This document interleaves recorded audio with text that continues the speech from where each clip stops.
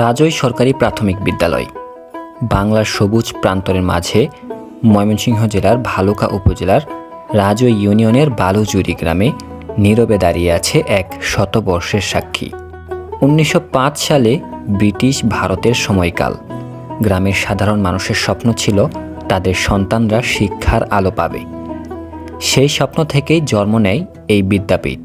একটি ছোট কাঁচা ঘর, কয়েকজন শিক্ষার্থী আর একজন নিবেদিত প্রাণ শিক্ষক। সেখান থেকে শুরু হয়েছিল শিক্ষার পথচলা। সময় বদলেছে, প্রজন্ম বদলেছে, কিন্তু এই স্কুলের প্রতি মানুষের ভালোবাসা বদলায়নি।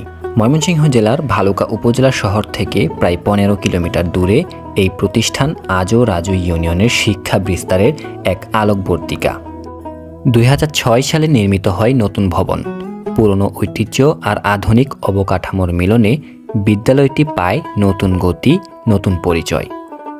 এই শ্রেণীকক্ষে বসেই শিশুরা প্রথম শিখে শৃঙ্খলা আর নৈতিকতার পাঠ। এই মাঠে খেলতে খেলতেই গড়ে ওঠে আত্মবিশ্বাস, বন্ধুত্ব আর নেতৃত্বের বীজ। এই বিদ্যালয়ের শিক্ষার্থীদের কেউ আজ শিক্ষক, কেউ ব্যবসায়ী, কেউ প্রবাসে দেশের সুনাম বয়ে বেড়াচ্ছে। তাদের সবার শেকড় গেঁথে আছে এই স্কুলের মাটিতে।